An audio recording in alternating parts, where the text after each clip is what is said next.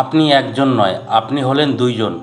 আপনি চান যে আমি রোজ সকালে ঘুম থেকে উঠব, কিন্তু অন্যজন বলে আজ ঘুমিয়ে নেই, কাল থেকে উঠব। আপনি চান যে আমি পড়াশোনা করব, আর অন্যজন বলে যে এখন নয়, একটু পরে পড়ব। আপনি চান যে আমি ভিডিও, ইনস্টাগ্রাম, সোশ্যাল মিডিয়াতে আমি আমার সময় নষ্ট করব না, কিন্তু অপরজন বলে আজ পড়ে নেই, কাল থেকে আর পড়ব না। আর আমি জানি এই ভিডিওটার সঙ্গে ঠিক এমনটাই হচ্ছে। একজন বলছে যে ভিডিওটি শেষ পর্যন্ত দেখে নিই, আর অন্যজন বলছে যে স্ক্রল করে অন্য ভিডিও দেখা যাক। আজকের এই ভিডিওটি আপনার ভিতরের এই দুটো মানুষকে একত্রিত করবে। আগামী 21 দিন পর্যন্ত আপনার ভিতরের এই দুটো মানুষের ধোলাই হবে। তখন এর কথা ও শুনবে, ওর কথা এ শুনবে। আর যখন আপনার ভিতরের ওই দুটো মানুষের মিলন হবে, তখন সেটা দুইজন নয়, বরং একজন হবে। আর ওই একজন আর কেউ নয়, সেটা হবেন আপনি। আর এই দুটো মানুষ আপনার ভিতরের দুটো মানুষ হতে পারে, অথবা আপনার মনও, অথবা আপনার ব্রেনও হতে পারে, অথবা আপনার কনসাস ও সাবকনসাস মাইন্ড হতে পারে। ভিডিওতে আগে যাওয়ার আগে একটি ডিসপ্লে মার্ক দিতে চাই। যারা আগামী 21 দিন পর্যন্ত কষ্ট সহ্য করার ক্ষমতা রাখে, তারাই এই ভিডিওটা শেষ পর্যন্ত দেখবেন। তা না হলে আপনি এই ভিডিওটি এখনই স্কিপ করে দিতে পারেন। কিন্তু মনে রাখবেন, এই কষ্টটা আপনার ভালোর জন্যই, আপনাকে কষ্ট দেবার জন্য নয়। যেমন ডক্টর ইঞ্জেকশন দেয় আপনার ভালোর জন্য, আপনাকে কষ্ট দেবার জন্য নয়, একইভাবে আপনাকে আগামী 21 দিন পর্যন্ত এমন কষ্ট সহ্য করতে হবে যেটা আপনার ভালোর জন্য। তো চলুন শুরু করা যাক। সবার আগে আপনাকে এটা অ্যাকসেপ্ট করতে হবে যে আপনি একজন নয়, দুইজন নয়, বরং আপনি হলেন তিনজন। সেটা কিভাবে, চলুন বলি। সবার প্রথম হলো আপনার ভিতরের ভালো মানুষ, যে আপনাকে বলে যে পড়াশোনা করা দরকার। আর একটি হলো আপনার ভেতরের খারাপ মানুষ, যে বলে যে একটু পরে পড়ব। আর তৃতীয় হলো আপনি নিজে, যে মিডিয়েটরের কাজ করে। কারণ আপনার ভিতরের একজন বলে পড়তে, আর একজন বলে পড়তে হবে না। আর আপনি না পড়েন, আর না আপনি অন্য কোনো কাজ করেন, বরং আপনি ধীরে ধীরে ডিপ্রেশনের দিকে চলে যান, এটা ভেবে যে আমার তো সময় নষ্ট হয়ে যাচ্ছে, কিভাবে আমি সব কিছু সম্পন্ন করব। আর এই তিনজনের প্রতি আপনাকে একটু স্ট্রিক্ট হতে হবে। কারণ একজন আপনাকে বলবে যেভাবে চলছে সেভাবেই চলুক, আর একজন বলবে যে না, এভাবে চলতে পারে না, কিছু তো করা দরকার। কিন্তু আপনি কোথায় যেতে চান সেটা আপনার উপর নির্ভর করবে। আর ভিডিওর শুরুতে আমি আপনাদেরকে বললাম আপনাকে একটু স্ট্রিক্ট হতে হবে। কারণ একজন আপনাকে বলবে যেভাবে চলছে সেভাবেই চলুক, আর একজন বলবে যে না, এভাবে চলতে পারে না, কিছু তো করা দরকার। কিন্তু আপনি কোথায় যেতে চান সেটা আপনার উপর নির্ভর করবে। আর ভিডিওর শুরুতে আমি আপনাদেরকে বললাম যে আগামী 21 দিন পর্যন্ত আপনার ভিতরের মানুষটাকে ধোলাই করতে হবে।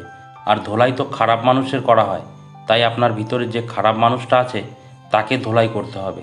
তাহলে 21 দিন পরে যখন আপনার ভিতরের ভালো মানুষটা বলবে যে আমার পড়া করা দরকার, তখন আপনার ভিতরে খারাপ মানুষটা এটা বলবে না যে এখন পড়বো না, পরে পড়বো, বরং তখন আপনার ভিতরের খারাপ মানুষটাও বলবে যে ঠিক আছে, এখন পড়ে নেওয়া যাক।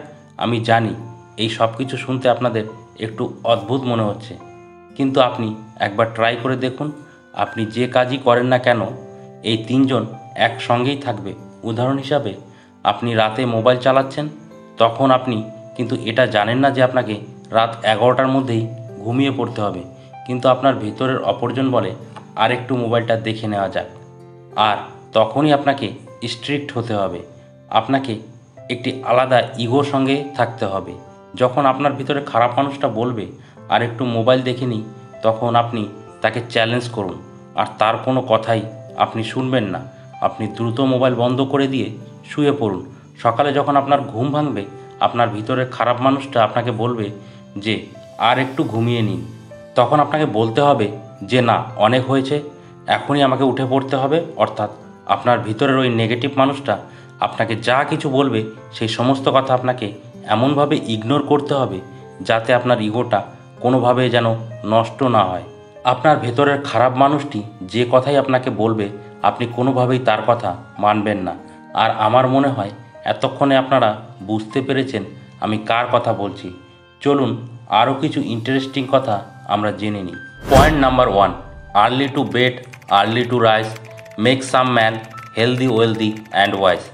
এই উক্তিটি হলো বেঞ্জামিন ফ্র্যাঙ্কলিনের। আমাদের মধ্যে 95%-এরও বেশি মানুষ এই কবিতাটা পড়েছে, কিন্তু জানি না কেন মানুষ এটাকে ফলো করে না। সবাই এটা জানে যখন আমরা দ্রুত ঘুমাবো, দ্রুত ঘুম থেকে উঠবো, তখন আমরা হেলদি ওয়েলদি এবং ওয়াইজ এই 3 রকমের হতে পারবো, কিন্তু তারপরও আমরা এটা করি না। এর পিছনের কারণ কি জানেন? মজা। রাতে মোবাইলে রিলস স্ক্রল করার মধ্যে যে মজা আছে, ওই মজাটা ঘুমিয়ে পাওয়া যাবে না। আর এই মজাটা আসে কোথা থেকে? ডোপামিন থেকে। যখন আমরা কোনো মজাদার কিছু দেখি, তখন আমাদের ব্রেন থেকে ডোপামিন রিলিজ হয়। আর এটা রিলিজ করা ভুল নয়, কিন্তু ভুলটা হলো আমরা ডোপামিন ভুল কাজ করে রিলিজ করি।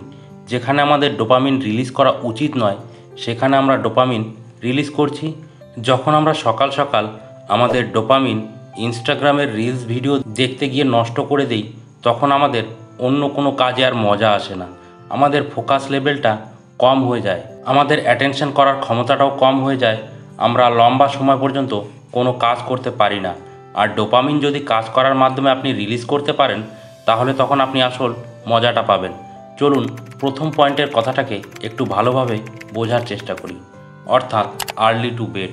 আপনাকে দ্রুত ঘুমাতে হবে। এখানে প্রশ্ন হলো দ্রুত বলতে কতটা দ্রুত? তাহলে বলি, এর সঠিক কোনো উত্তর নেই। তবে আজকের সময় যদি আপনি 10টা থেকে 11টার মধ্যে ঘুমিয়ে পড়তে পারেন, তাহলে এটা অনেক ভালো। আর এই সময়টাকে আপনি যত কম করতে পারবেন, এটা আপনার জন্য তত ভালো হবে। আর দ্রুত আপনি কিভাবে ঘুমাবেন, এর জন্য কিছু টিপস বলি। প্রথমত, ফিক্সড বেড টাইম রুটিন। আমি জানি শুরুর দিকে আপনার ঘুম আসবে না, কিন্তু যদি আপনি 10টার সময় ঘুমানোর প্ল্যানিং তৈরি করেছেন, তাহলে আপনাকে 10টার সময় শুয়ে পড়তে হবে।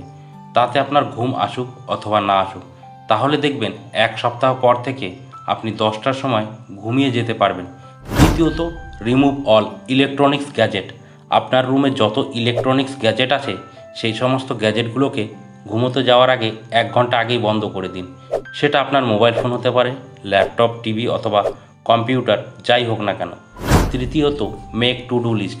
যুদ্ধে যাওয়ার আগে আপনার প্রস্তুতি নিতে হয়, একইভাবে প্রতিদিন হলো আপনার জন্য একটি যুদ্ধ। আর এই যুদ্ধে যাওয়ার জন্য প্রস্তুতিটা আপনাকে আগেই নিতে হবে।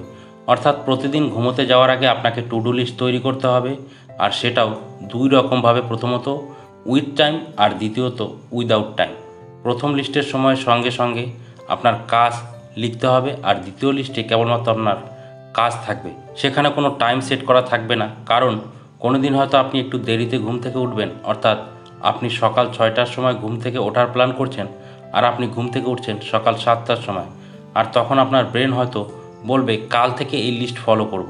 কিন্তু যদি আপনি এই দুটো লিস্ট তৈরি করে রাখেন, তাহলে আপনার ব্রেনের কাছে অজুহাত দেওয়ার মতো কিছুই থাকবে না। পয়েন্ট নাম্বার 2, আপনি অনেক পড়াশোনা করেছেন, কিন্তু তারপরও আপনি পরীক্ষাতে সফল হতে পারেননি।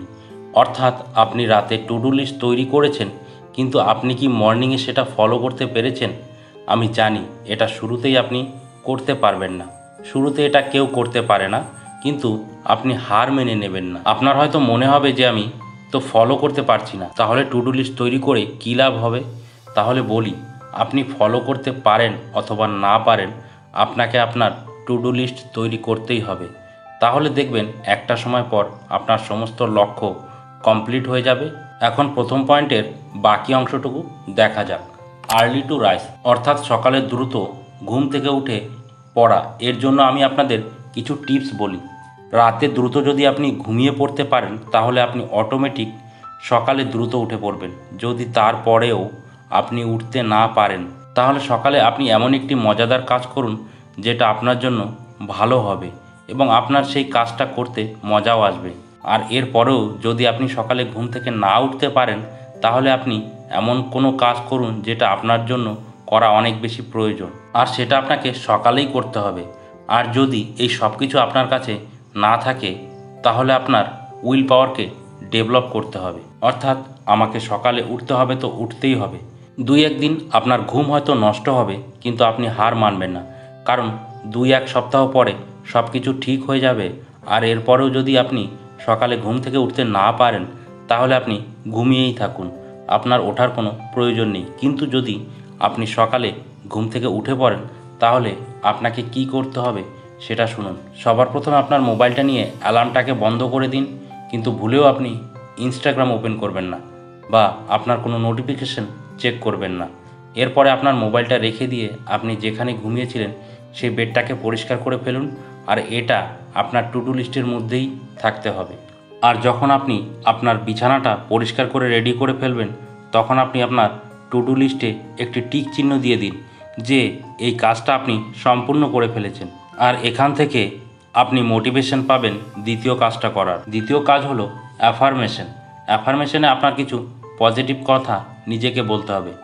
তৃতীয়ত আপনাকে এক্সারসাইজ করতে হবে, কিন্তু শর্ত হলো এই এক্সারসাইজ আপনাকে সানলাইটে করতে হবে। আপনি এক্সারসাইজ রুমের মধ্যে করবেন না, আপনাকে আউটডোরে গিয়ে এক্সারসাইজ করতে হবে। 4 নম্বর, আপনাকে বই পড়তে হবে। আপনি এক্সারসাইজ করে ফ্রেশ হয়ে যাওয়ার পরে আপনি বই পড়তে পারেন, এরপরে আপনি আপনার দিনটা শুরু করবেন।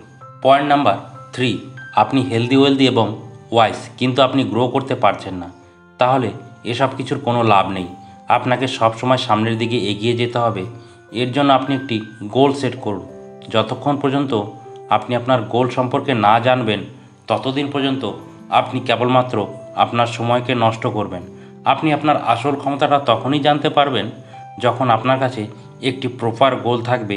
যদি আপনি এটা না জানেন আপনি কোথায় যাচ্ছেন, তাহলে আপনি সেখানেই যাবেন যেখানে আপনার যাওয়া উচিত নয়। গোল নির্ণয়ের দিক থেকে 3 রকমের মানুষ হয়। প্রথমত হলো যাদের লাইফে একটি গোল আছে আর সেটা তাদের রিয়েল একটি গোল, যে গোলটা পূর্ণ করার জন্য তারা পরিশ্রম করছে। দ্বিতীয়ত হলো এদের কাছে গোল তো আছে, কিন্তু এই গোলে কোনো মজা নেই, অর্থাৎ এটি হলো একটি ফেক গোল। আর তৃতীয়ত হলো যাদের কাছে কোনো গোলই নেই।